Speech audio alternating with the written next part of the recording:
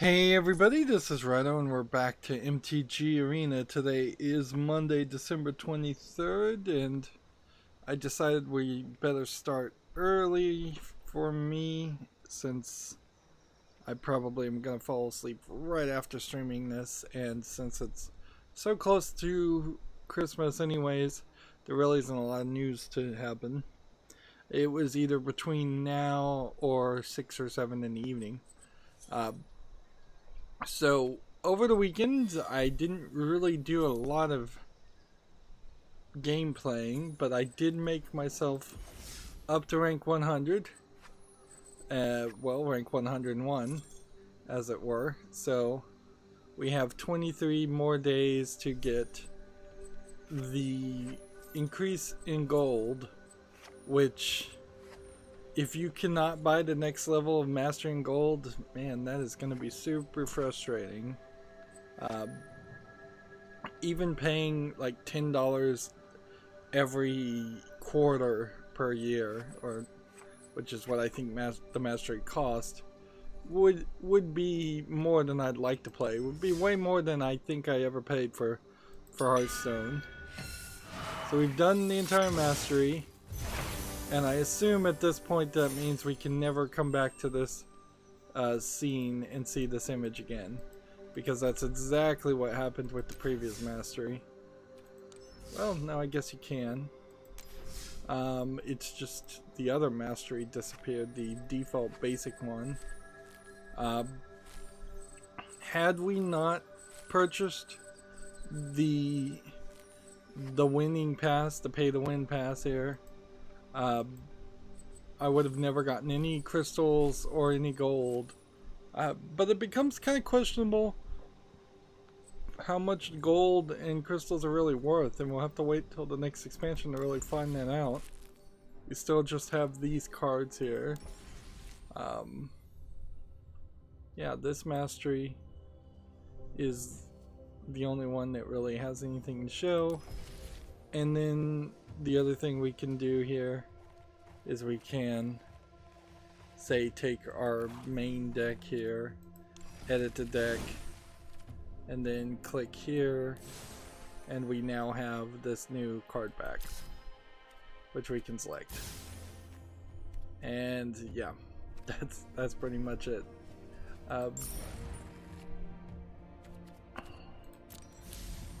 Save and exit, I guess. And yeah, there's really nothing else new here. Does look like they have increased the highlights here. They certainly are trying to make everything look like it's different. Now, a lot of artistic changes, which seem to imply that they are definitely putting more effort into making Magic Arena be the thing that succeeds. I could spend 9,000 gold right now to get skins. Let's just look at these for a second. I don't think I actually have any of these cards. I think these are all what would they be called? Rares or mythic rares. Yeah, I don't recognize any of these cards. And sure, that could mean some other things. And see, this is the real fear. Is this really gonna cost $50? Do they really want you to spend $100? Or can you buy something equivalent to this with gold or gems? And then I probably would never really want to spend 3 packs worth of gold just to get a new avatar. And these sleeves right now are really expensive, and it seems like none of the sleeves are ever going to really go on sale, although these skins are on sale. Which, yeah, I play this card and I recognize these other cards.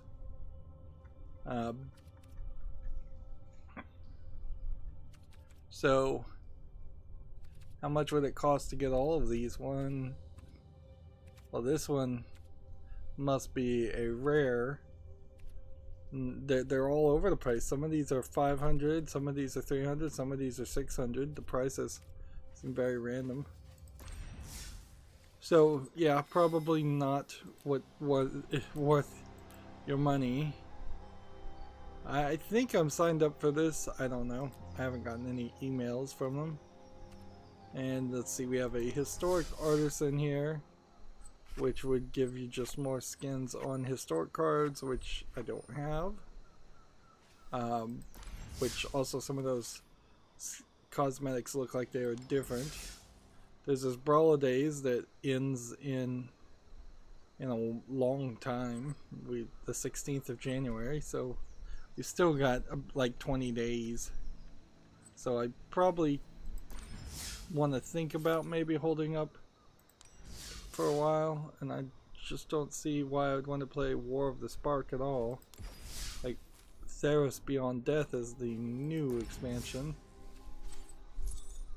So yeah, we're good to just jump in the game.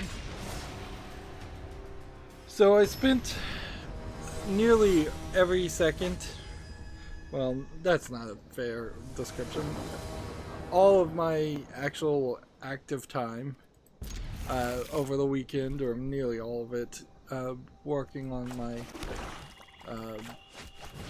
conference room sign, electric conference room sign project. I spent nearly half of a day yesterday trying to get back to where I was, because everything was going really well as I was just laying out a battery indicator and a kind of genius way of laying out error warnings and notifications without having to use too many pixels, because the screen is incredibly small. It's like 210 pixels by 104. Just really small. So what I found is that directly under the battery indicator, if you are going to assume that you are going to have two lines of text to the left of the battery indicator, which right now I'm just using as date and time, for those two lines of text, which are not drawn on manually by me and thus have the fixed height fonts, those two lines of text leave I would say about 4 or 5 pixels below the hand-drawn battery indicator that I had made, with room to make everything look nice and pretty. So what that allows me to do is, I don't particularly know why I chose 4, but I put 4 little dash marks under the battery indicator, and then 4 dash marks under those dash marks, which are just 1 pixel long, 1 pixel wide, or 1 pixel tall. What's the word I'm trying to say? 1 pixel tall lines is all they are.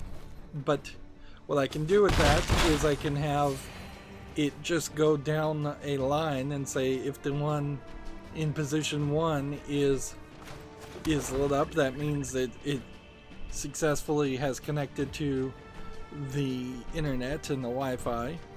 If the second dash is set up, that means it's successfully connected to a time server. Since it's connecting to a calendar, it needs to know the right date, and that pretty much means it needs to know the right the right time too. All of that would be, well, it actually does need to know the right time also, because it's not going to be able to tell you what meetings are coming up next if you've got the completely wrong time. So then the third dash can be just an indicator if it connects to the calendar that it's pulling the information from, and then the fourth dash, I don't even know. It hasn't even occurred to me what the fourth dash is. And then under those dashes, there would be a fifth dash that could be an indicator if the temperature is too high. I might even need to use one dash to indicate that the temperature is too low. Is it really necessary in any scenario to say something is running too cold if it's not particularly a piece of equipment is running too cold, unless it's really cold or unless it's really hot? I think even if you were at a calm regulated temperature of like 70 and you had a piece of equipment that said it was running too hot, or said that it was either running too hot or running too cold, you'd be able to pretty quickly determine, well, that's gotta mean it's running too hot.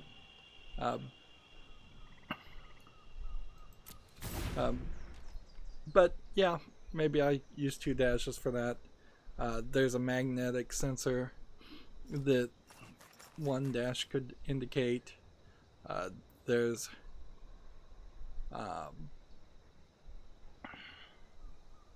let's see, probably some other things I'll think of. Either that or I will just turn it into 3 dashes and that'll be just as well. Or 3 dashes per 2 lines, which would be 6 dashes. But each of those little indicator dashes replace what would have been a 32 by 32 pixel icon that really I just don't have the square footage for. And since I'm trying to use a complicated JSON JavaScript object array to hold all the settings, that's still causing bits of typecasting issues that really shouldn't exist.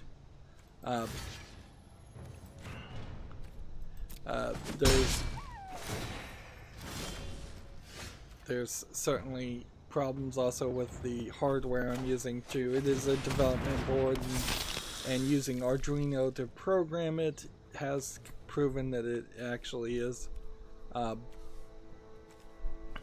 lot less polished and finished than it should be. I ran into major problems. It seems like it's close to impossible, or if not impossible, to turn off the Wi-Fi without turning it off permanently and just like breaking the whole system. So all I can do is really connect the Wi-Fi and then disconnect the Wi-Fi and hope, generally speaking, that is power saving enough. But this is a device that I'm trying to at least in part take build with the idea of saving as much battery as possible, and if you can't even turn off the Wi-Fi, that's certainly not saving a lot of power. Go ahead and hit. Let's just attack with all of these.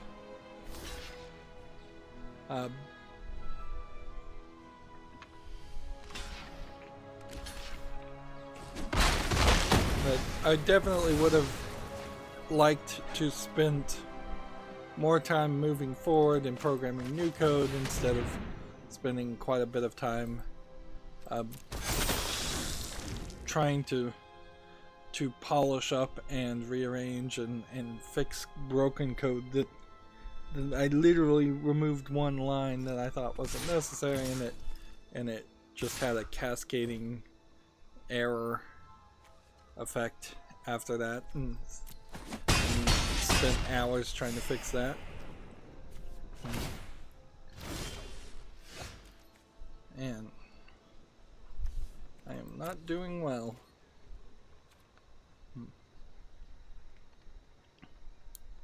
But yeah, if the Wi-Fi can't really turn off, I probably should try to program it with a different language completely, which would be crazy to get to the software even as far as I've gotten it, which is I would say less than 20% done.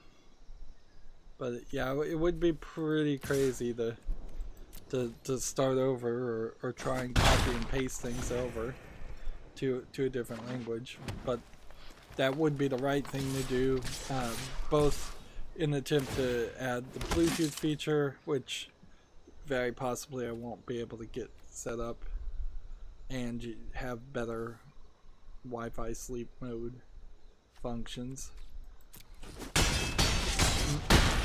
I'm moving probably too fast and not sleeping on a lot of the ideas that I'm trying to do, and because I'm not sleeping on them enough, I'm probably not making the smartest of decisions. But I have made a lot more progress than I really probably should. I should put the whole thing aside and work on pre-recording some footage. Meanwhile, as far as video games are concerned, the Steam sale happened and is still happening, and I'm still asking people to support me by gifting me video games, friending me on Steam and gifting me a game, either off my wish list or just gifting me a gift card or gifting me whatever they want. You'd want to see me cover. I bought about $100 worth of games, which frankly I probably shouldn't have done, but it did let me buy a couple of things that I've been aching to play, and more it is a tilt towards playing newer games and games that I'm handpicking, things I really want to cover, instead of playing a bunch of random games that were just cheap. I've got plenty of those. The Steam sale has changed slightly. The rules on how it was working before apparently did not include if you bought Steam wallet credit, and they retroactively adjusted that so you would get tokens and rewards for buying Steam wallet credit, and the stickers that were going to be 30 uses and disappeared, they quickly did a 180 on that. So people apparently weren't happy about that. It is also, I guess, worth mentioning that Half-Life Alexa was supposed to be shown off at the Game Awards, and they canceled it the last second, and then they just had Adam Savage's Tested.com, which Tested.com has not been good or really worth watching for probably 4 or 5 years. The Will Smith, who was the main personality at Tested.com originally, really ruined the show after he left being the permanent host and personality. He had Norman Chan as a sidekick, and Norman Chan is a kind of quieter, more soft-spoken character who made him a good sidekick, but only when you have a boisterous Will Smith. Once I lost him, Tested really became a lot less quality, and then eventually it got sold and purchased by like Adam Savage, and it was originally Adam and Jamie's of the Mythbusters fame, and then Mythbusters broke up, so now it's just kind of Adam Savage shows up and does whatever he wants on the show every now and then. But Tested itself is kind of a nothing website that covers gadgets and new technologies. Particularly in the past 5 years, gadgets and new technologies haven't even been that good, so they also certainly suffered because of that. Regardless, they did get an exclusive where they showed off Half-Life Alexa, and Valve News Network was not really happy with what they showed off because of the way it had been filmed, and just in general because of Norman Chan probably not being the biggest Valve game or Half-Life fan, although he is a moderately large fan of VR in general, and so it kind of did make sense that he would be allowed on there. That being said, if they had gotten Linus from Linus Tech Tips to do a video on the game, they would have probably had a much better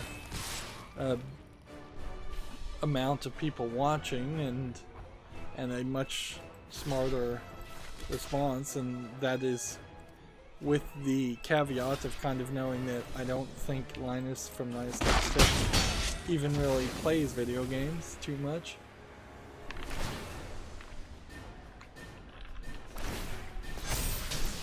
He is at least a better personality.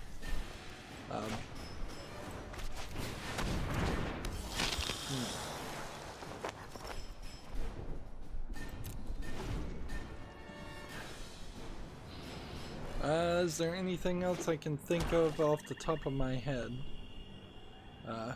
No. Not really. A somewhat famous 90s adult game has been released on Steam. Quite a lot of adult games have been released on Steam, actually. It's kind of surprising because of the winter sales and the fact that I have the Show Me Adult Games box checked on my account. When it is showing me games from the discovery queue, like there is quite a few that don't seem to show up on what's on Steam's feed, and some of them are just like straight up not censored or not censored enough screenshots. So it's almost as if just kind of sneakily at the behind the scenes that Steam is trying to open that door as far as being the storefront for adult games.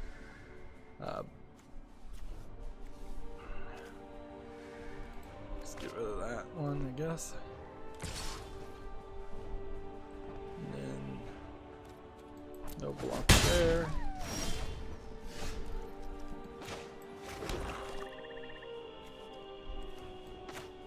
And I'd still need one more heart. One more mana to play this. So yeah, we're in a weird position, certainly because of Christmas, and so there aren't really a lot of games that have come out between Friday and now, and we'll just kind of go through them, and we'll just try to sort of wrap up this today's stream, and then people can move on with their lives or go back and watch some of my older videos if they have nothing better to do. But yeah, might think of some other bits of news, but I know that there's been little bits of news, but there are small things that I just noticed and then forgot. Like the Azure Wave Crosswave game in the Western version won't be censored. I don't think the Azure Wave Crosswave PC game is going to be particularly explicit anyways. I don't think the game ever has been. So that's not a big surprise. It seems like some of the games and some of the announcements that have been put out are kind of put out to not catch too many people's attention. If you were trying to bury a news story, putting it out the day before Christmas might be a good time, certainly, when nobody's really watching video game news, particularly. Do I want to attack with this? Not No, I don't think so.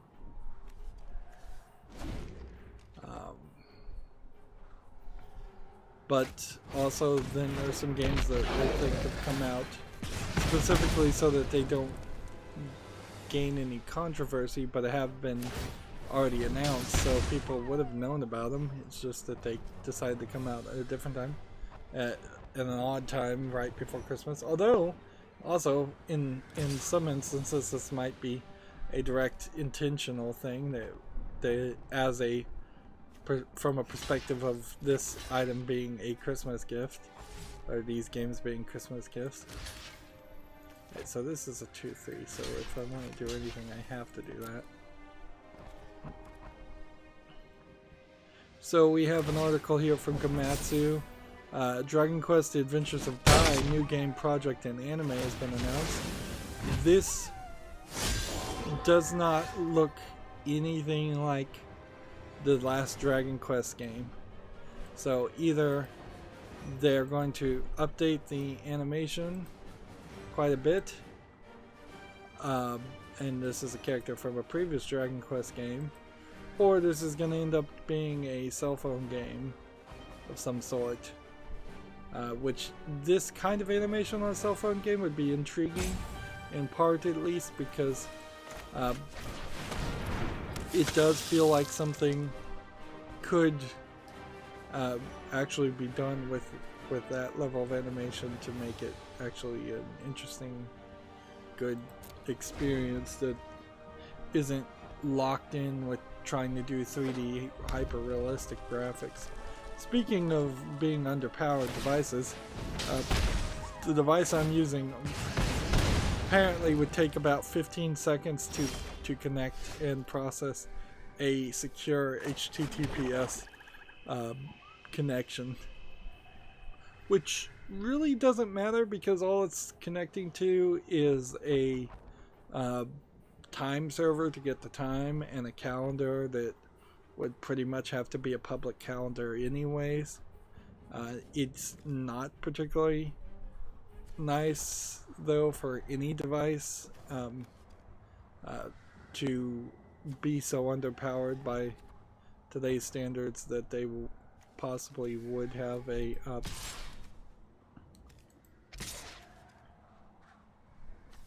let's see, like to have any device that can connect to the internet and not have it powerful enough or have a co-processing security chip to handle an SSL TLS connection by default is something I don't think should happen. Yep. And I'm just getting my behind handed to me. Am I playing ranked? That'd be bad if I was.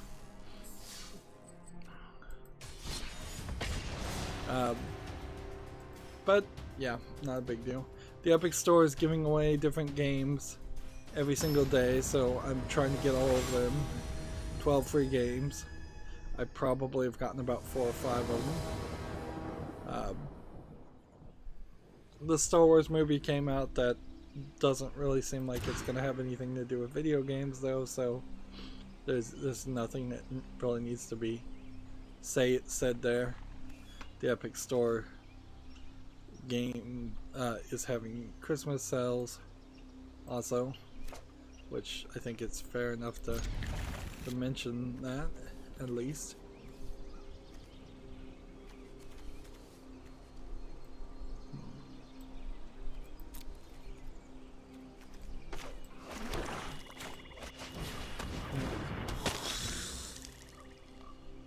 So here we have a game on Steam here that came out called The Pirate Queen.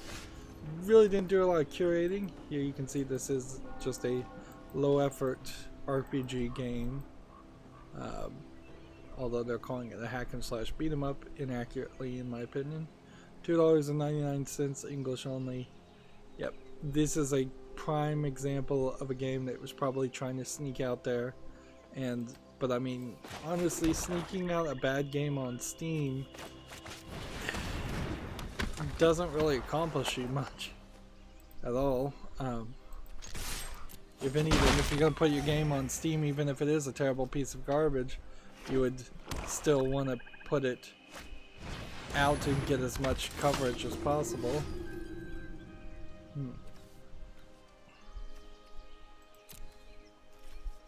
Alright, well, this does an afterlife of creating one spirit, so I'm just gonna say no attacks and ruin his plans. Next we have a game on Steam called Project Torque, which is a free-to-play MMO racing game according to its title. It looks polished enough, certainly, but the idea of a free-to-play MMO racing game with in-app purchases and a third-party account is not intriguing at all, and English only limits you, which really shouldn't be that limited, come to think of it, when you're talking about a racing game. Racing is pretty universal, so you would want to try to have more language support. TechRaptor has a review here, Spirit of the North review. Let's see what this is. Spirit of the North, I believe, is the game where you play as a fox spirit for a vast majority of it. If I vaguely recall, the other review I heard about this was it was just awful. Nope, I guess not. Now going to TechRaptor. I must be thinking of a different game. Spirit of the North has much to offer, even though some of the finer points get lost between the cracks. It's a journey well worth taking. 9.0, gorgeous setting, adorable protagonist, compelling narrative, lack of text made subtleties unclear, object placement can be slightly off. Okay, well, I guess I should look up Spirit of the North and see if it actually came to PC then.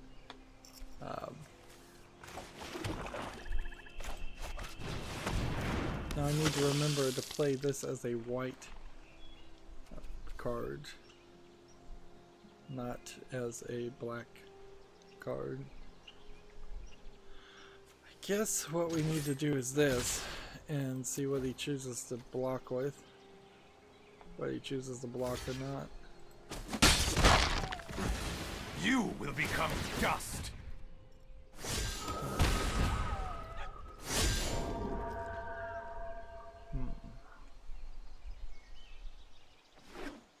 Let's see, TechRaptor has another article here, the best games in Borderlands 3, Moxie's Heist of Handsome Jack, Jackpot DLC, which at this point feels like more of an advertisement for the DLC than anything else. Because I don't think you really need a list of the best guns in a looter shooter. That just seems excessive. White.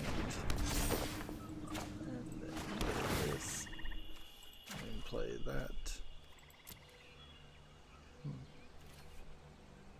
And then no attack, I guess.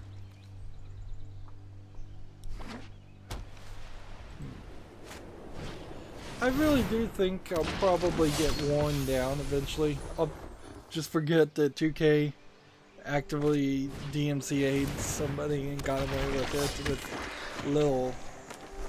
little scorn. I abhor my need and probably will just eventually buy Borderlands 3. Particularly, I have to almost applaud Randy Pitchford for not creating some kind of controversy in the entirety of the launch window at this point of Borderlands 3. He really hasn't done anything or said anything where he was really just seemingly having a mental breakdown for half of 2019. Giant Bomb does the end of the year audio things, which I haven't heard any of those yet, so I guess maybe they start after Christmas or on Christmas Day. But one of their categories that they often have is labeled the hottest mess of a year, and Randy Pitchford, while he will have a lot of competition for that award, is definitely a contender.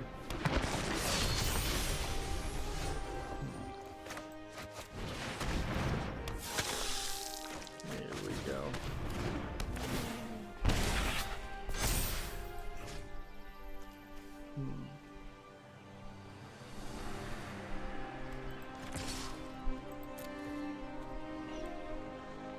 Next, we have a game on Steam called My Little Blacksmith Shop.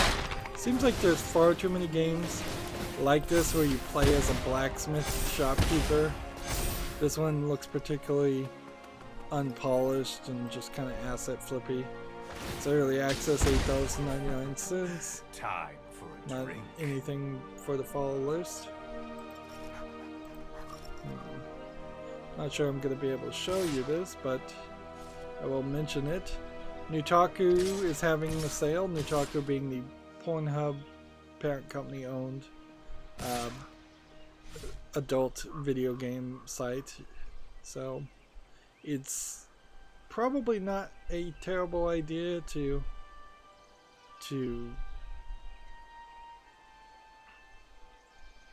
have a sale for an adult store. It seems like what they're selling is coins, which are the equivalent of cash for their games that have kind of in-app purchases, versus their games that you just buy outright.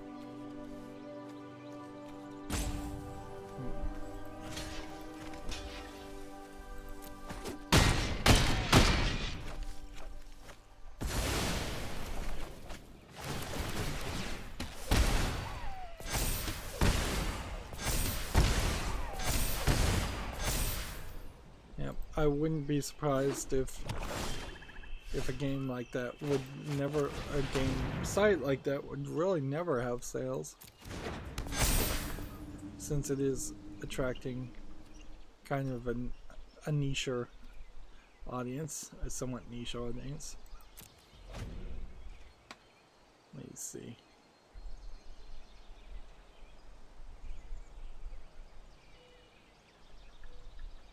Speaking of niche audiences, Komatsu has an article here for the Switch. Nurse Love Syndrome and Nurse Love Addiction for the Switch are coming to us on December 26th. Romance visual novel currently available for the Vita and PC. So you're seeing here adult visual novel games coming to the Switch right on Christmas, and so that's a prime example of, are they trying to kind of hide some controversy or avoid some controversy by coming out right around Christmas? Or is it just the Japanese mentality in which they look at Christmas more as a couple's holiday and romance thing, and so that it totally makes sense for them to release it around Christmas? It could be one or it could be the other. I imagine it's probably more that they just look at Christmas as a minor couple's holiday. It's not certainly anything to do with Shintoism or Buddhism or any of those holidays. And I don't think that they celebrate too many of those holidays particularly fervently either.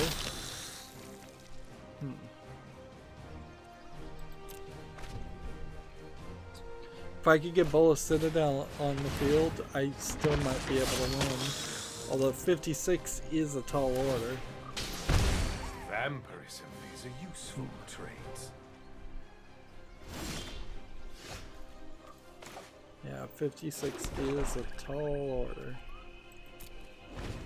He's just gonna wait 15 turns to see me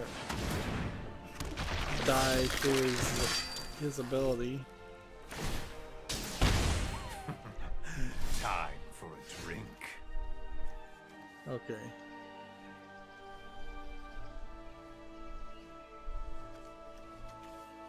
Got a bunch of vigilance things. We got double strike here. Let's get rid of the double strike.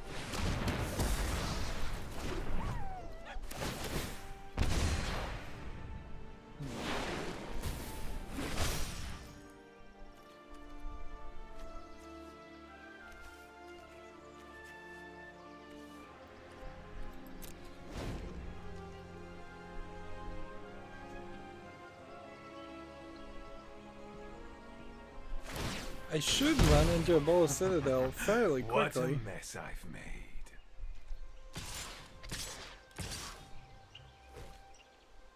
Alright, Death Touch. So, this doesn't have Death Touch. These were just two damage.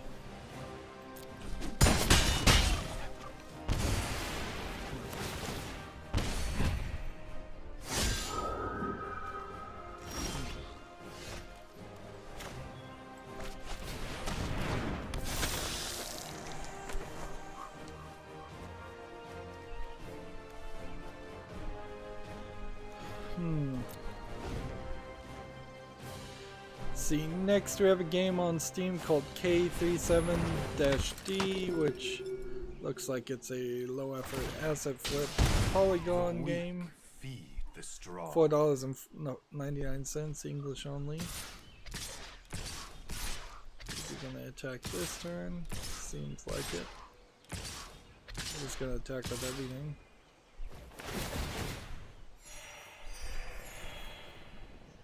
Alright, well. We do this, and we can't block that, so we do this, and then this, and then this, this, this.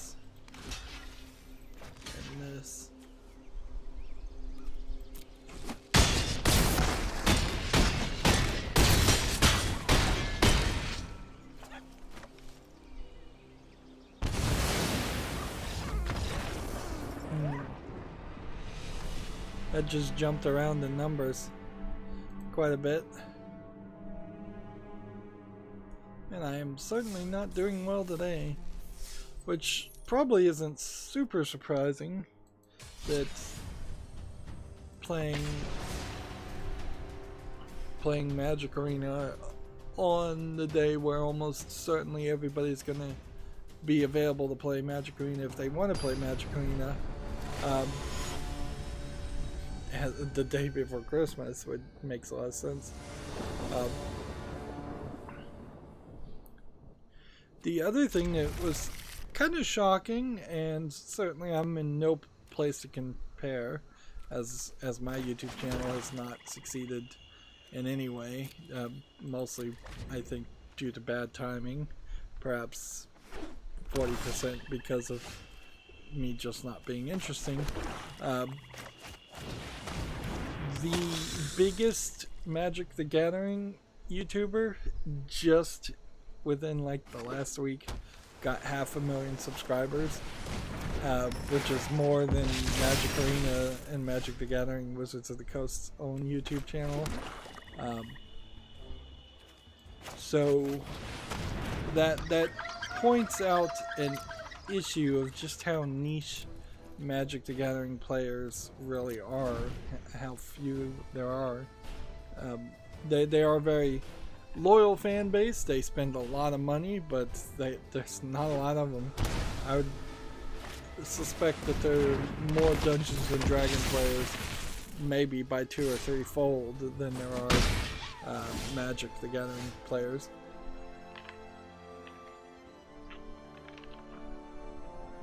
Which was kind of one of the nice things about Hearthstone, at least, is because you had the people that would have potentially played World of Warcraft, you had all the StarCraft players and all the other Activision Blizzard players potentially getting pushed and funneled into playing Hearthstone.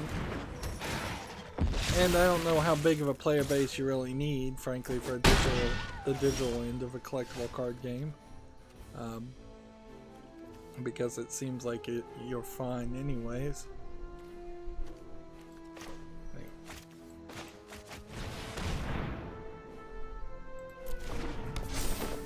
So we've got Bola Citadel ready to go. So now it's just going to be a matter of getting things on the field. So do I want to wait next turn? Probably.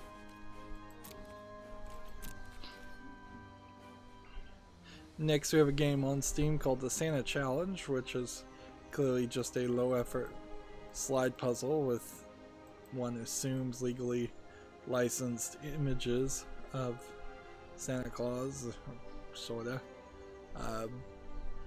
$2.99 English only. Like, what else can you really say? This is probably a game that's coming out to get attention because it's Christmas more than anything else.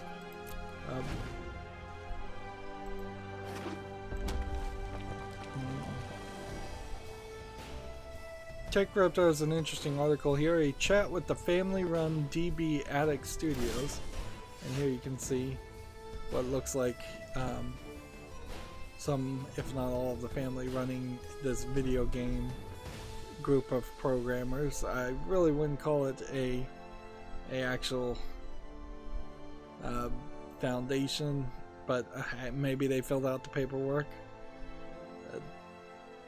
The thing I think about that in particular is that you're probably pushing a kid into running a company way too early. Like, I don't know how that would even be a disputable point.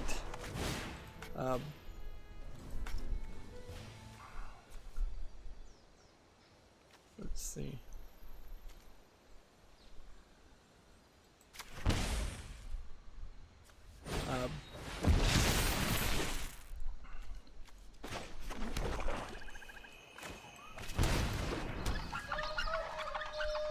Okay.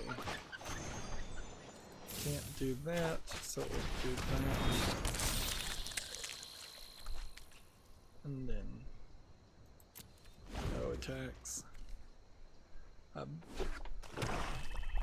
So if I was just to criticize it, let's see. Here's the company's second game, and it looks terrible. It looks like MS Paint graphics. Encouraging kids to program is one thing, but then, yeah, and this is like 5 people with 4 people and the dog.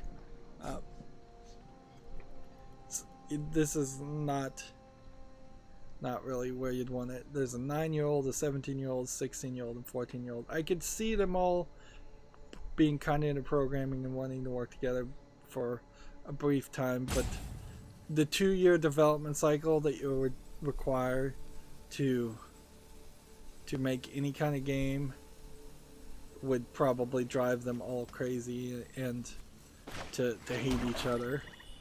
So I would be extremely cautious on that element.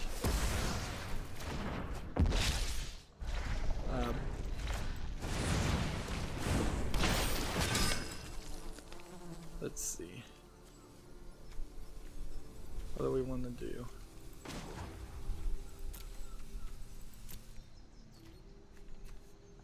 I can attack with this, I guess. But I kind of don't want to. Not yet. And none of these little screenshots look any better. These don't look like good games. Yeah. This is, from my perspective, as someone who is trained in programming and recognizes that you need a lot of training, and I'm glad kids are getting more of it, but you also need some reasonableness here.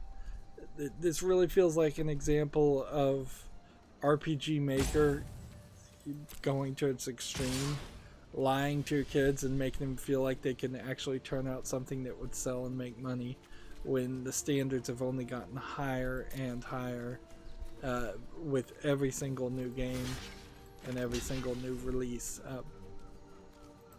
There just is not an experience here for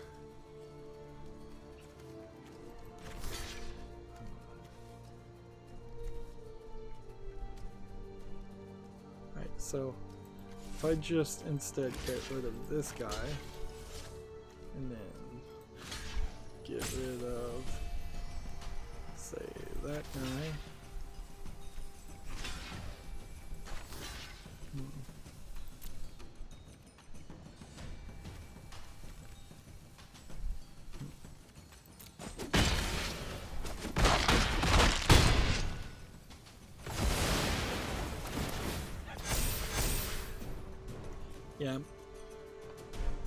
Yeah, I don't want to discourage anybody, but I think a level of realisticness also needs to be applied.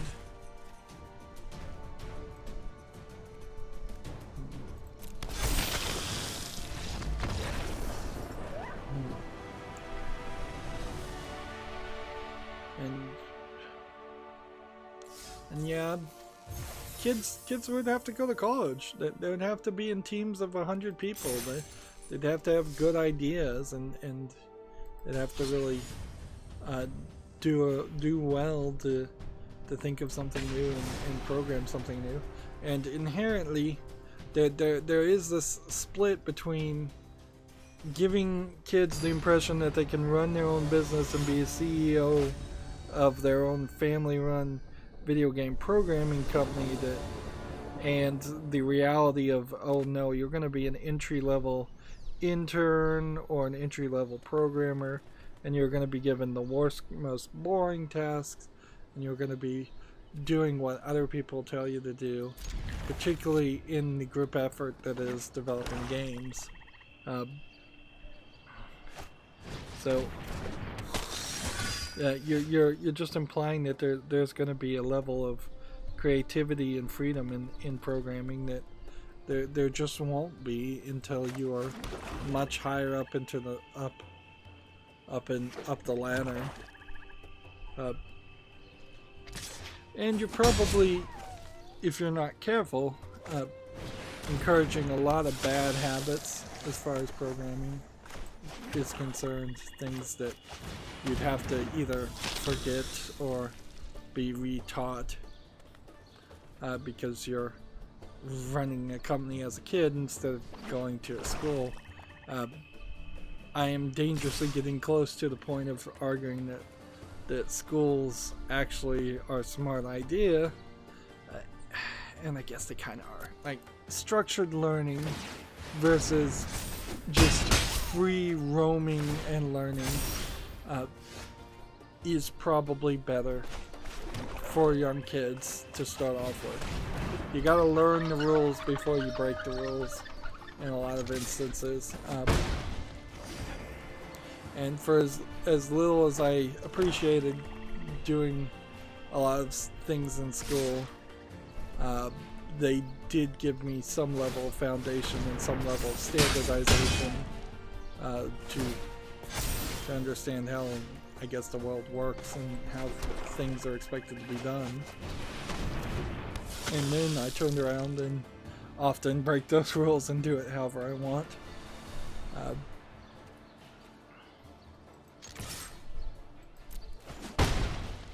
Moving on, check out there's an article here. Super Epic, the entertainment war is a love letter to the Metroidvanias. So this does not look like a Metroidvania to me. This looks like a low polish beat 'em up game with very bad UI. Yeah, I don't see anything here that looks particularly good. Let's see, I think the charm of Super Epic may be lost on many people. If you're looking for a good platformer Metroidvania should absolutely pick this up. I feel like a lot of these articles that TechRaptor put out are definitely advertisements.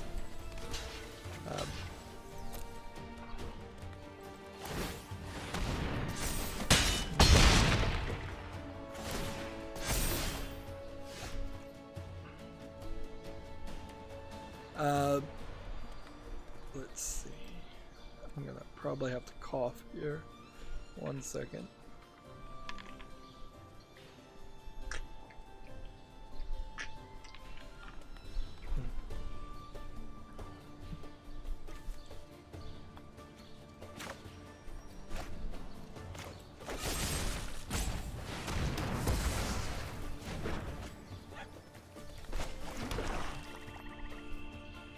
I've got that itch in my throat.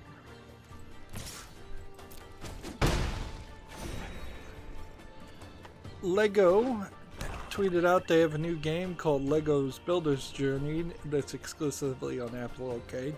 The previous Lego game on Apple Arcade was not particularly good quality.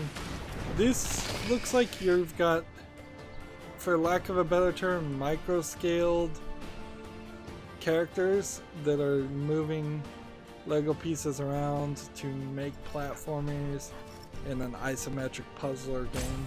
Like, you could clearly see how this really didn't need to be a Lego game, but it doesn't look terrible. I imagine it would be about 5 minutes worth of entertainment, though, and you'd get pretty bored with it pretty fast. Here we go. This is an extreme rarity when you have all 4 of your vicious vampires or vindictive vampires on the field.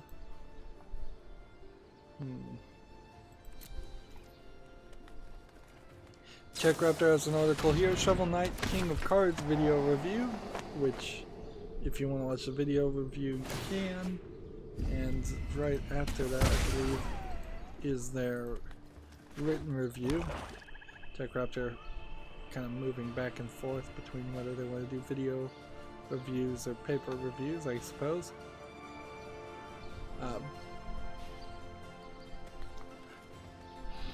So let's see. I could go over how I tried Shovel Knight and I didn't like it. I don't think there's anything more that needs to be said on top of that. It seems like people that do like Shovel Knight will probably like this part too. Although they gave it a 7.5, which is just average. King of Cards is another excellent addition to the Shovel Knight saga, an exciting and grand finale for the series.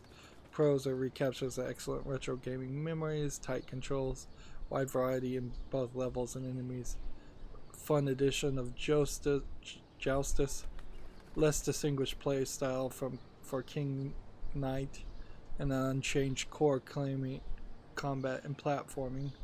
So it seems like you are just kind of playing the same game over and over again with different characters in all the Shovel Knight expansions.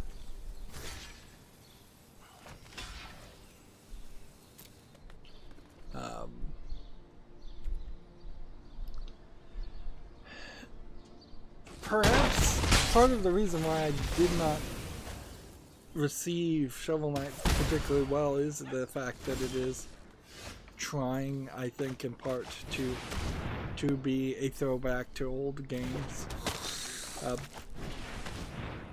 which my desire to play old games and be frustrated by them is extremely limited. Like, I will certainly give it 5 minutes or so on a RetroPie, but in actuality I get way more enjoyment configuring the Linux part and setting up the hardware part than I do actually playing with the final thing.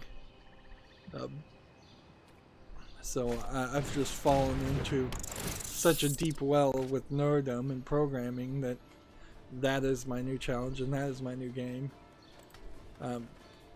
But if you try to make a new game that feels a lot like the old games that were impossible and super frustrating, yeah, I probably am not going to enjoy that too much. And I can already see the beginning of the end, and I don't see any reason to break up the recordings.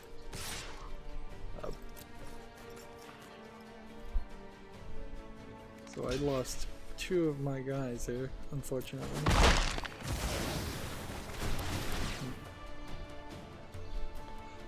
TechRaptor has an article here. Google Stadia receives an achievement system, which totally should have launched with that, but okay.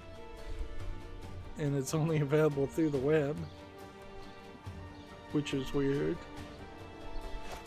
Like, it really can't be too hard to have an overlay system. They probably already have that, so they probably just have too few people playing, working together. Interesting. You kind of let me have that one. I don't think I could have easily won.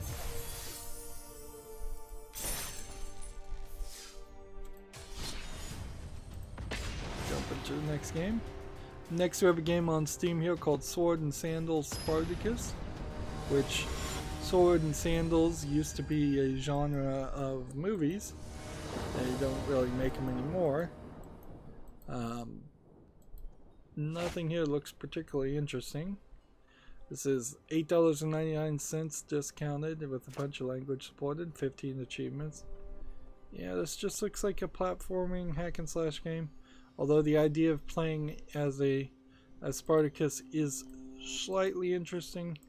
I would prefer more of the Dad of War, God of War most recent stories, or even the God of War of old stories being told and not just a generic platformer. And that's certainly saying a lot, because the old God of War games in particular were just button mashing hack and slash games. So even those I'd kind of appreciate nowadays, because we don't get a ton of those.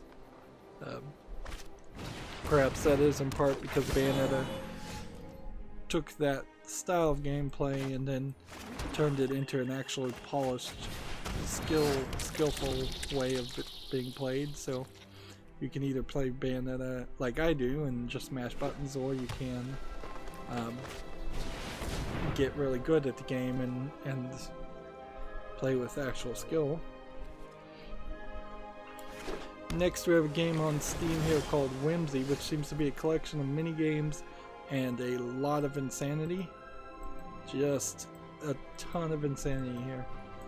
But it does look like there's an actual game here first and foremost, compared to some of the other games that look like they are just craziness. And I don't mind different artistic styles if you've got something here. On top of that, this game is free and it's English only, so, or it's a free demo as it were. I almost want to see what else this person's made.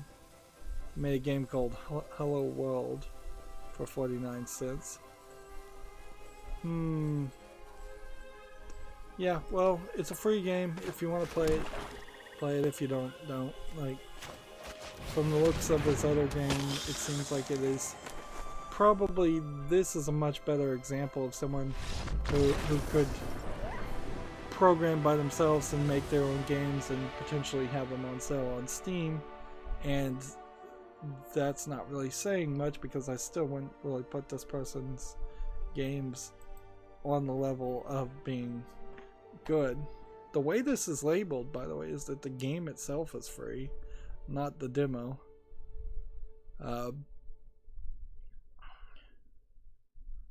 So can't really blame this developer though too much either, because it's not like they're charging a lot. That one game being completely free for the moment at least, and the other game being 50 cents.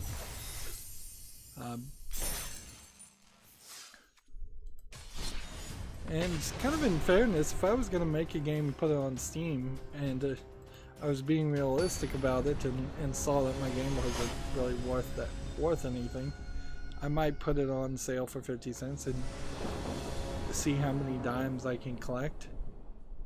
Let's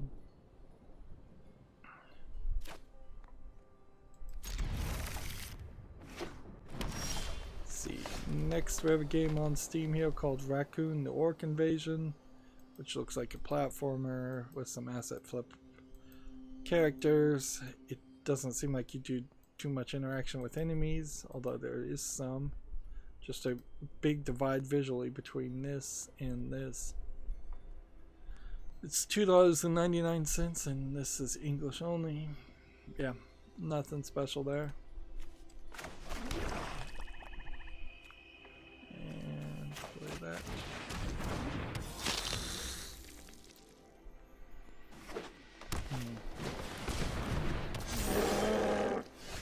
I guess it is an interesting question about would there have been a way for me to have more games to talk about on this weekend, this week of Christmas? I mean, I guess I could have stockpiled things and let things build up for the past month or so and just get further and further behind. That never really occurred to me. I guess that would have been a way to do it. But that really also would have required me to be absolutely certain that there would be a big lull the week of Christmas, which I definitely wasn't absolutely certain about that.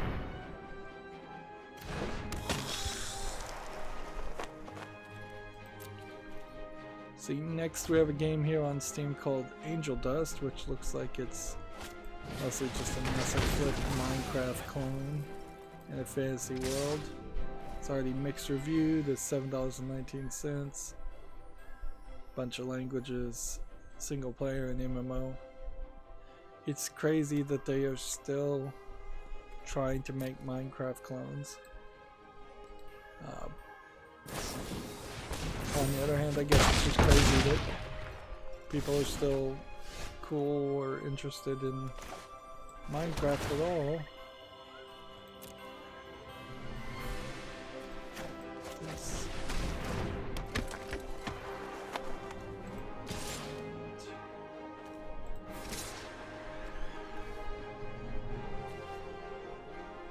Do that.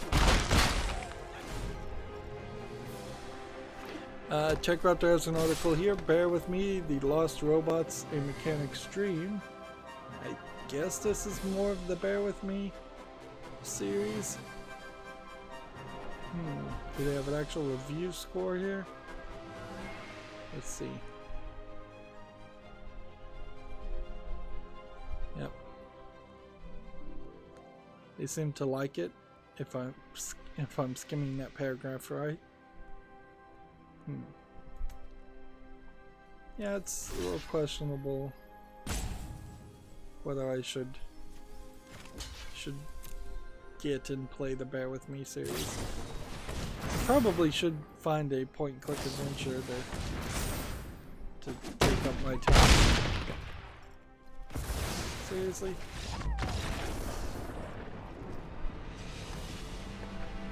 How was I supposed to know he had 2 spells that could get him up to a 12/12? And boy, would I wish that I had that. Let's see. Gamatsu has an article here. Demo 2 is announced. Demo being, I believe, a rhythm game. Yep, a rhythm game. Let's see. Skip this trailer. Not really saying anything.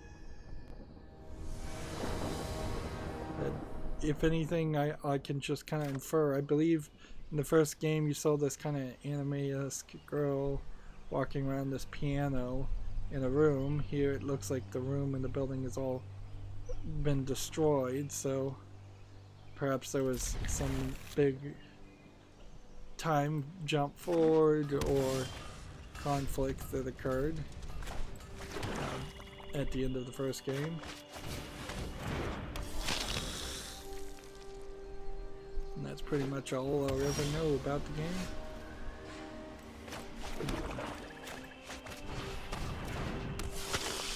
Let's see. TechRaptor has the article, best games of 2017. They're working their way up to 2018. 19, which maybe they'll release one a day. Let's see.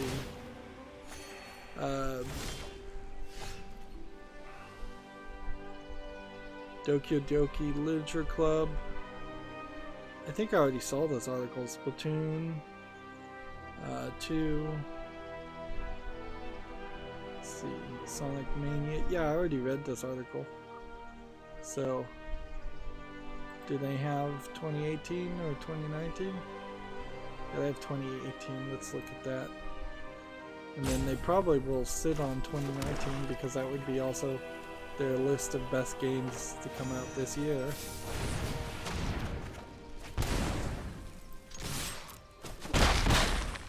So let's see what they say for 2018. Bloodstained Curse of the Moon. Far Cry 5, which I don't know if there's any relevant reason to play that. Octopath Traveler. I don't think that came... Well, that did come to PC, didn't it? So I guess I could play that.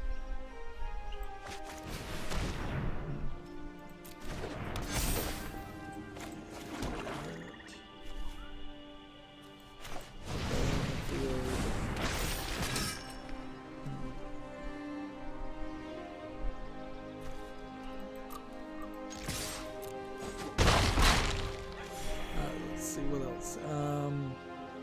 Celeste, Hitman 2, Assassin's Creed Odyssey, Subnautica. It can't be Subnautica. It is Subnautica. It came out in 2018. I'm surprised about that. The Return of Obra Dinn. I forgot that came out last year. Dragon Ball FighterZ Z. Again, a game forgotten. Man, boy, if you just do games you've forgotten from the year before, particularly for me, that's going to be a long list of things I shouldn't have forgotten. Dead Cells, Resident Evil 7 is in their top 5, Spider-Man is in their top 5, Red Dead Redemption 2 is in their top 5, Smash Brothers Ultimate, and God of War, which I was just talking about that. So, not a super surprising, let's see, not a super surprising list of games, because all of those were games that I feel like probably did, in one way or another, deserve to be on the top 15 list. There we go.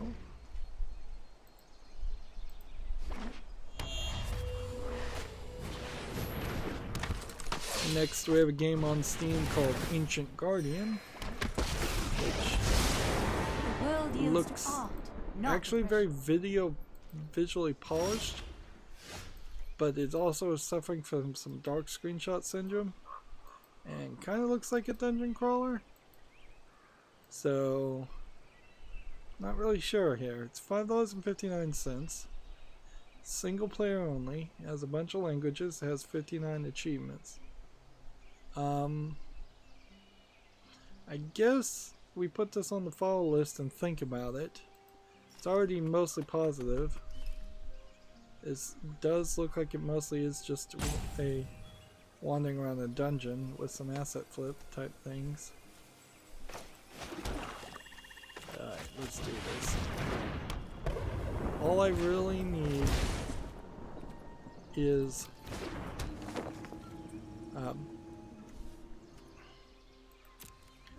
one vindictive vampire, and that's pretty much it.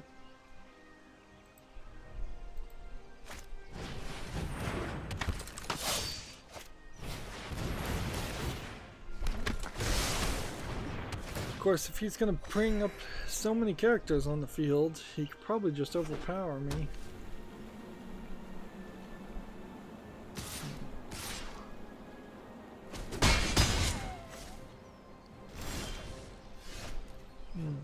Alright, let's do this.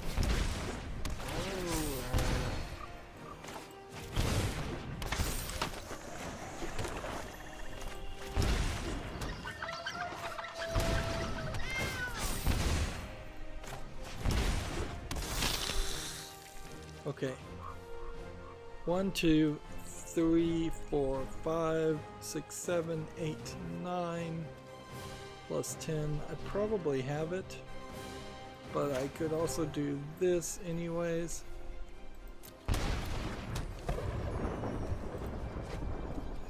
And then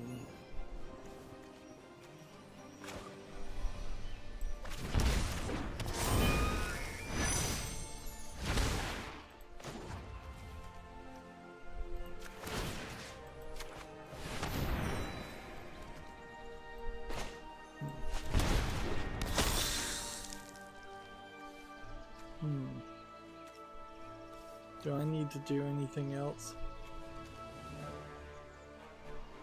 I don't think so. I mean, you could do this.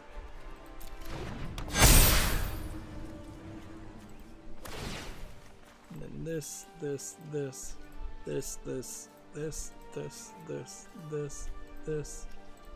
this. I don't even have enough to sacrifice everybody, but I guess that's fine.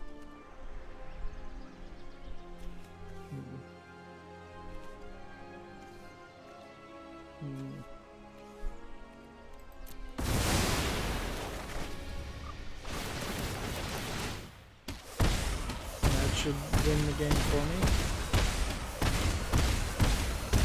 Yeah, well, alright. TechRaptor has an article over here. Possible Gen 4 Pokemon beta sprites leaked. Now, why Gen 4? Why would that be particularly interesting? I guess these would have been sprites that were scrapped. So here's like a Mudkip from Gen 4, and here's an unused female Mudkip, I guess. This really is inside baseball information though for Pokemon fans, I imagine, and everybody else doesn't really care.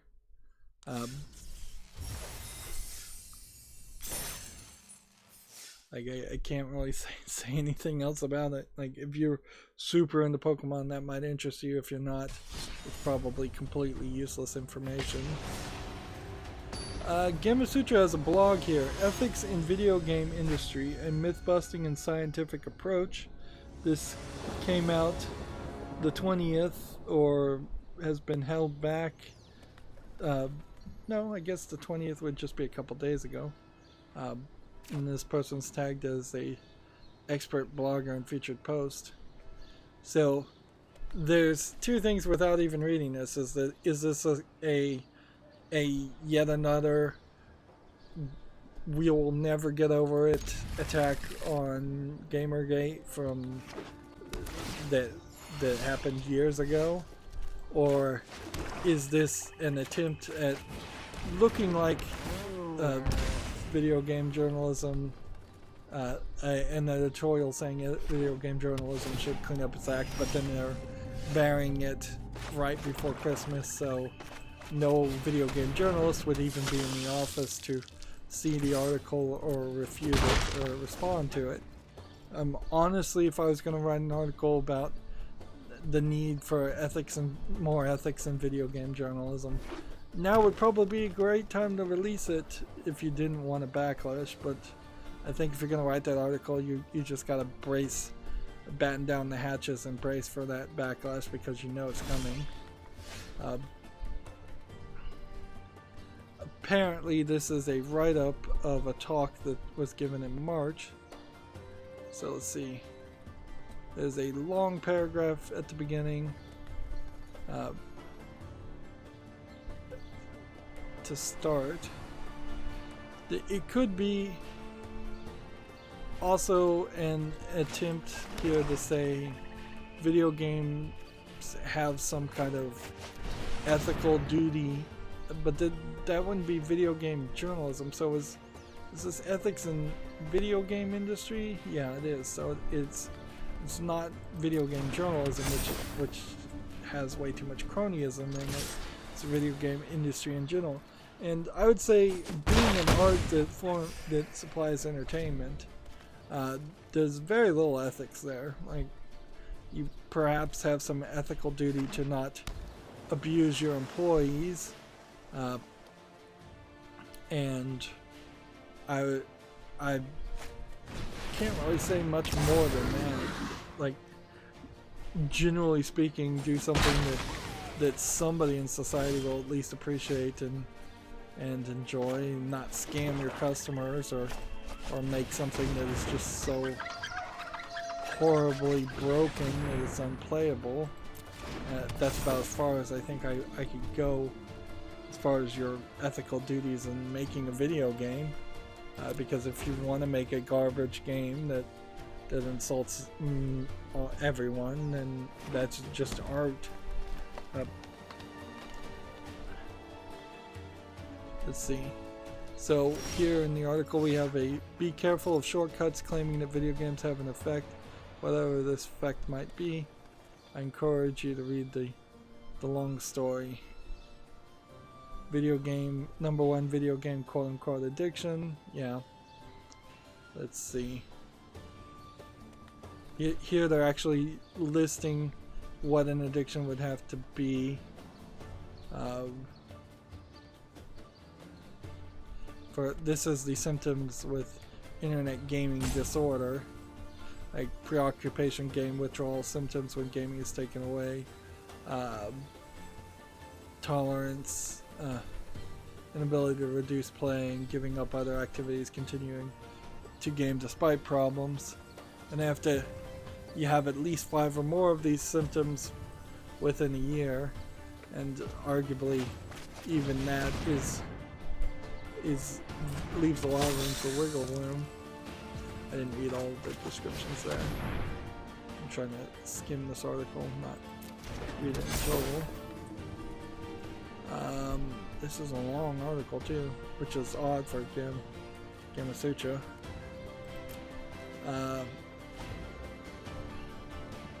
So it seems like this is either going to cover a lot of things or it's just going to talk really long. The second paragraph is loot box and gambling. Okay, yeah, I can see the argument of not hurting society more than you're helping by putting in gambling mechanics. Let's see, dark patterns. I don't know what dark patterns means, generally speaking, but it seems to be like they're trying to apply some concept of like fake news or yellow journalism to move the players into thinking or acting a specific way. I think they're getting further and further away from reality with that one. Although, and then #4 is here where I'd have a complete break with this opinion piece, violence. Let's see, which I've never seen any real world examples of significant, persistent increases of violence in video game players.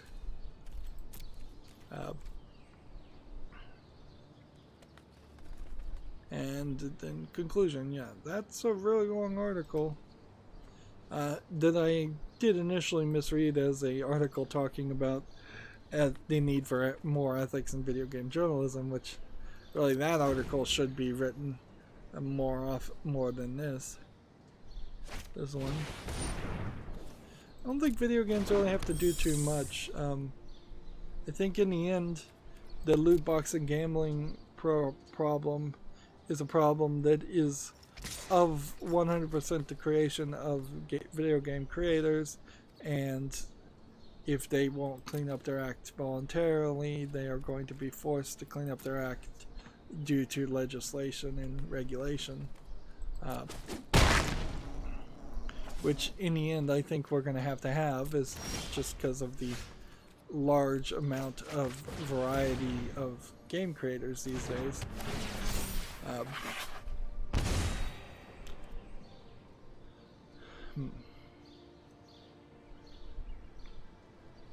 Do I want to attack here?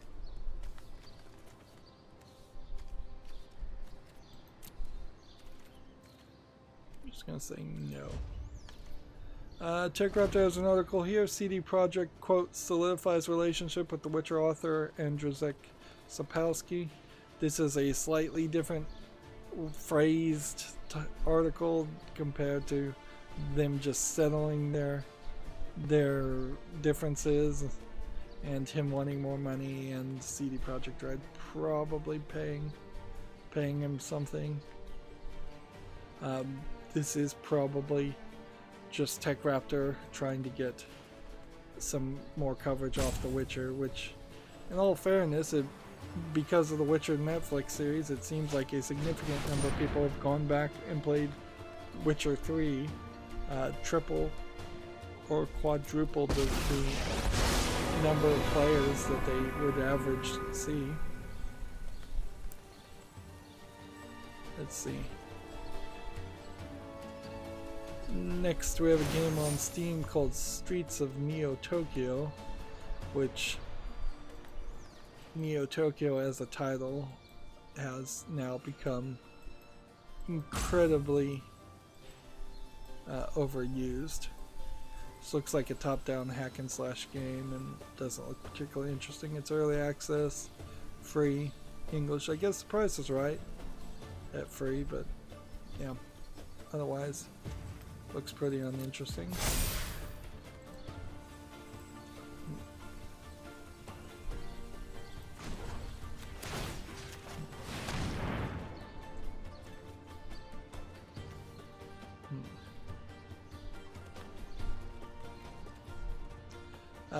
TechRaptor has an article here. Ubisoft cancels IP 3 years in the making. So which IP is this? A secretive IP after 3 years of work.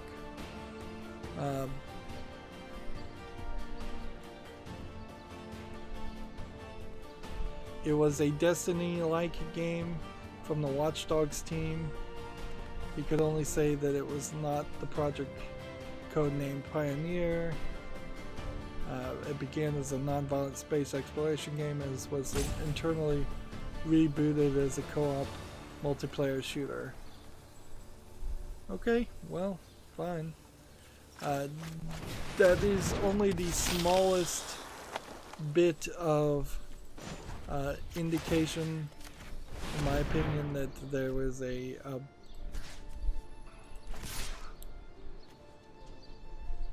see what we want to do here. Yeah, let's just hit him. Ubisoft now, after it's finally got out from under its hostile takeover last year, has given small indications that it was more interested in making cartoons and not making video games and not making particularly quality video games. And it seems like instead of doing better when they weren't under the threat of hostile takeover, they've done worse, which really stinks and kind of makes me regret rooting for them in the first place. Perhaps Vivendi or Viacom, I never remember which company it is that was trying to take them over. Perhaps they should have taken them over. Perhaps they would have done something different.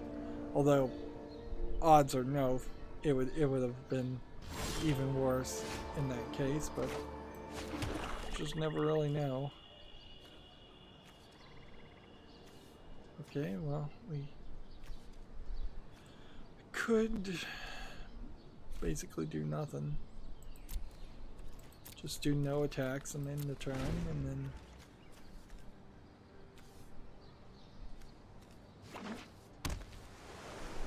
this guy plays his turn, and I'll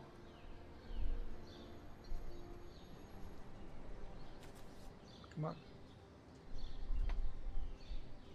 Let me trigger my abilities. Oh well, meanwhile we have a game on Steam here called Swing Dunk, which is basically just Rocket League with basketball and hover bikes. It's free to play, online only, English and Korean. It probably is a great indicator of how long it takes to copy a good game that this is coming out right now. But yeah, there's not really anything else that can be said there. It's clearly not going to be a real competitor to the Rocket League and its success, and Rocket League is probably the only game like Rocket League that needs to exist. Next, Gamasutra has an article that says, "Come to GDC for fresh insights on exploring sex and emotions through game design." This is a clickbait article if I've ever seen one. It is clearly just also an advertisement for their parent company's sister company's event, Game Developers Conference.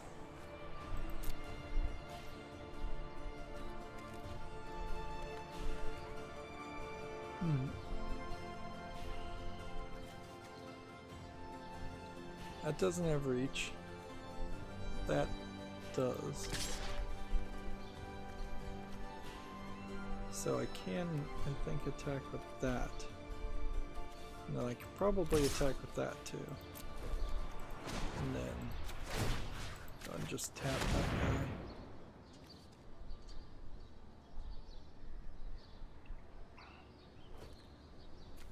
Probably should have tapped that guy.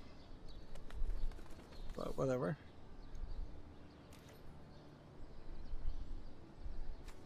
Probably could just also have attacked with some more things and won the game, come to think of it.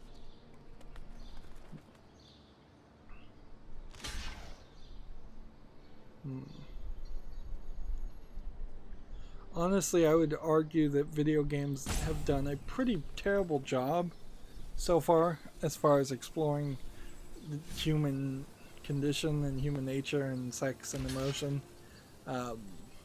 The writers are just not that good and not that well paid in video games. So yeah,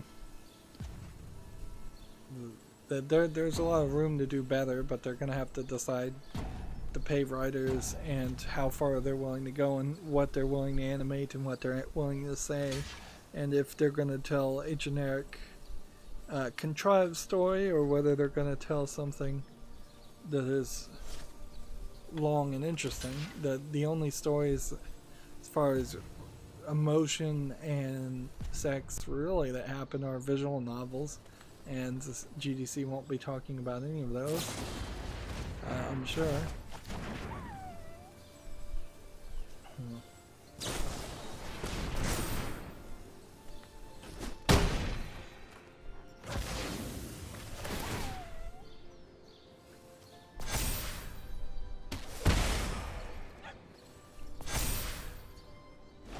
Taking its sweet time, but I think I'll win here. Let's see. Gamasutra has an article here. Epic Games' attempt to go fee-free on Google Play indicates disappointing Android performance. This is new news to me. There's a long-running dispute between Google and Fortnite creator Epic Games. They're upset that Google takes a 30% cut when that's pretty much industry standard. Same argument Epic makes against the Steam store, or Epic has its friends make against the Steam store.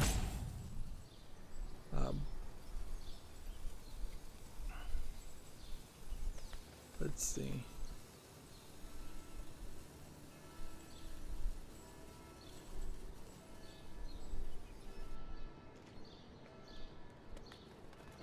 But I haven't heard any talk, though, of them going fee-free. Oh, I guess what this means is that they were trying to convince Google Play to not charge them a fee for the microtransactions inside of it. That's what must be what they mean. I hadn't heard any story, and I thought it was indicating that they had a new plan now where they were just going to make a free version of Fortnite and put it in the Google Play Store, and then hope people would jump to the non-free version of Fortnite, and they'd make revenue that way, I guess. I mean, that really wouldn't even make a lot of sense, because almost certainly Google would not allow you to move people over to another storefront with a teaser demo version, effectively, of a game.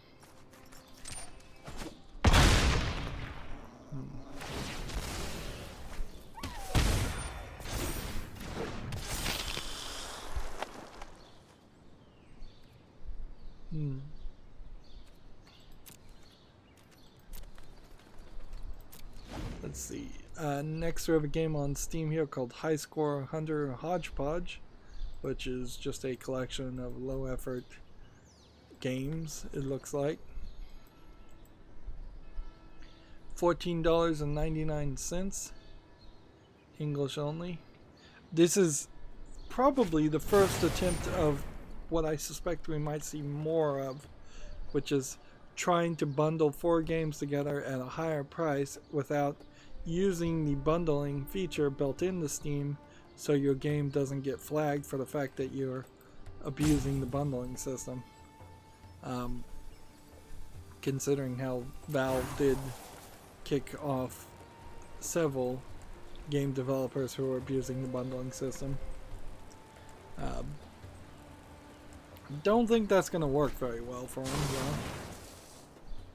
Moving on, Gematsu has a Grand Blue Fantasy vs. Town of Albion stage gameplay for the PS4, which is the latest Grand Blue Fantasy fighting game video.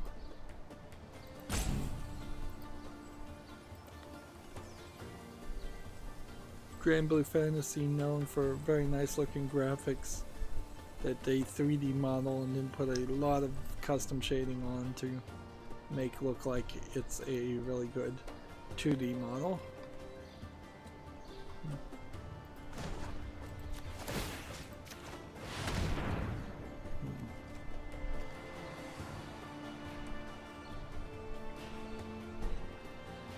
Next we have a game on Steam called Palace of the Sky, which looks like a low effort Chinese RPG maker game. English not supported, $1.79, and yes, it is Chinese language.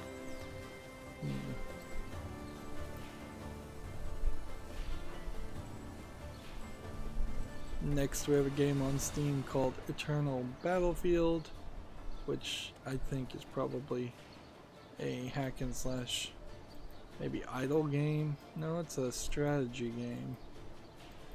Top-down real-time strategy. It looks like free to play, online player versus player with in-app purchases, English and Chinese. Nothing there interesting. Let's see.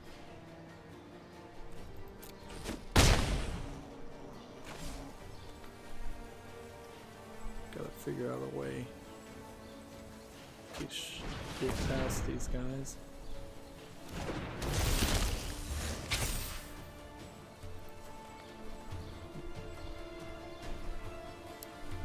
Gematsu has an article here, 13 Sentinels, Aegis Rim, early purchase bonus, Princess Crown PS4 port, launches January 31st, 2020 in Japan. No plans announced for a standalone release. This looks like it is a add-in port of an old game. And I feel like I'm particularly unenergetic today. And in all fairness, that's probably exactly the case. But yeah, I just haven't been asleep for probably 26-27 hours, so yeah.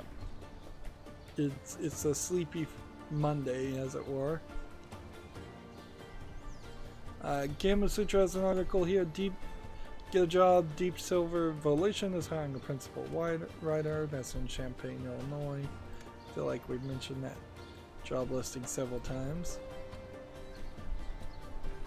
We have a game on Steam here called The Land of Crows, which looks like it might be a low-effort Russian horror game. adventure, point and click adventure. $5.39, English only. Do I want to put a fault list on this, or can I just write this off? Its art style looks very different, but I would say the cat lady also looked like that, and that was actually pretty good. So I'm gonna put this on the fall list and see what happens. Tap this guy.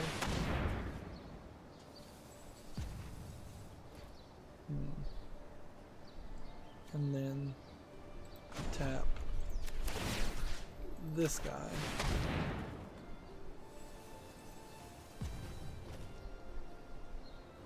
And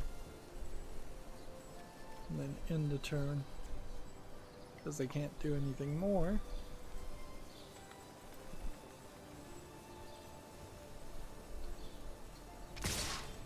So here's another game that you wonder, is this coming out because they're trying to avoid controversy, or is this just coming out because that's the day they came out?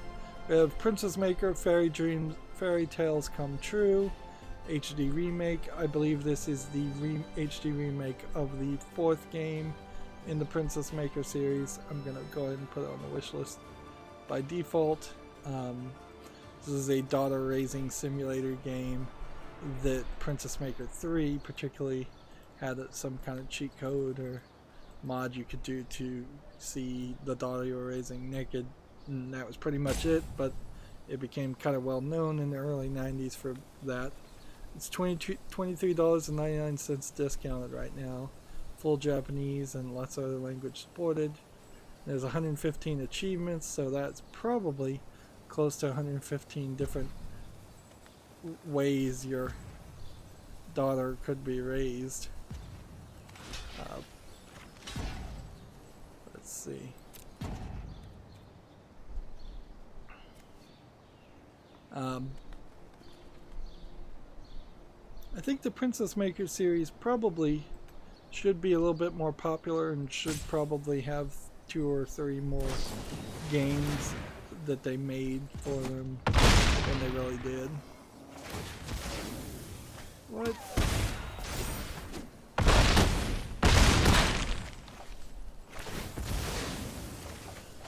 What in the world just happened there? How did he manage to attack? I guess it doesn't matter though, because in the end, what is this? Alright. In the end, it's not gonna matter. We tap this, play this, and then we attack with what we've got, and we win. And that'll be our last game for today. We did pretty good, actually. I've got about 5. And I don't know why I'm getting an extra reward here. I'm getting a green card that looks like it's a normal card. And then I'm getting a special land card. I don't know why I got that special card. Was that because I got a mastery? I guess that was. So I got this rare card because of that. Then mythic cards. Alright, so there is something to be said about this last 10, you know, just getting mythics and rares all over the place. Because you have like a mythic here, and a mythic here, and a mythic here. You get like maybe a mythic each expansion, and that's it. So you get about 10 mythics, I would say, up before level 100. Next we have a game on Steam, Princess Maker Go Go Princess, which is some kind of board game spin-off of the Princess Maker series that I've just never even heard of. They are definitely trying to bring this series over to the Western world a second time. And you can kind of see there's up to Princess Maker 5, which is, I believe, the most recent one. Let's see. Yeah, this one is mixed reviewed and came out in 2018. So they're trying to have a reboot of the series. And looking at the other things that they have available for sale, it's no surprise that they would want to go back and re-release these old games as remakes.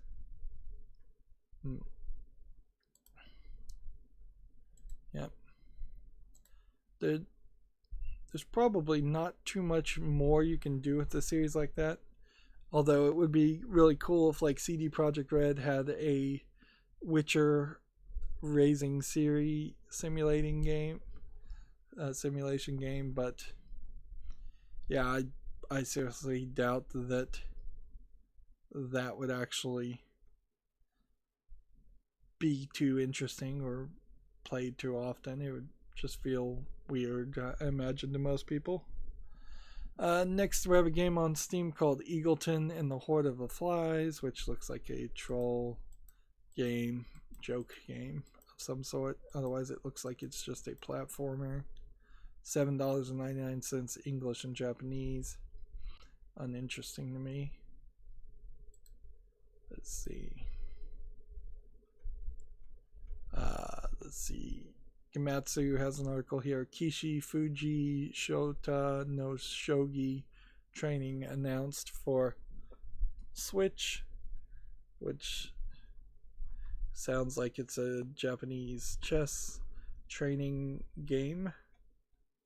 Seems like shogi is becoming more popular. And then we have a TechRaptor article here, Sayonara Wild Hearts review. See what they said about it. From what I had heard, everybody else seemed to really love it, even though they seemed to say it was pretty short and probably a little overpriced. Yeah, 9.5 Sayonara Wild Hearts is easily Apple Arcade's first killer app and must play if you're a subscriber, interested in music games, or just want to try something new. The synergy between the visuals, gameplay, and music raises the bar for the genre. Excellent soundtrack, intuitive and dynamic gameplay, smart accessibility options, fresh and beautiful design. Cons are default sensitivity on the mobile could be better, and it's a short campaign.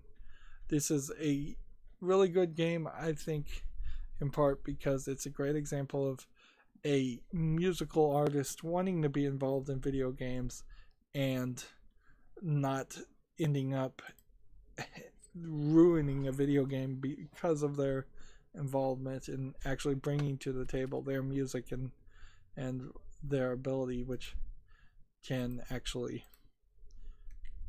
be an element that would improve a video game. And with that, that brings me to the Humble Bundle store, which, let's see, would there be any new bundles? Of course there wouldn't be. And then that brings me back to my Twitter feed, which we can see here.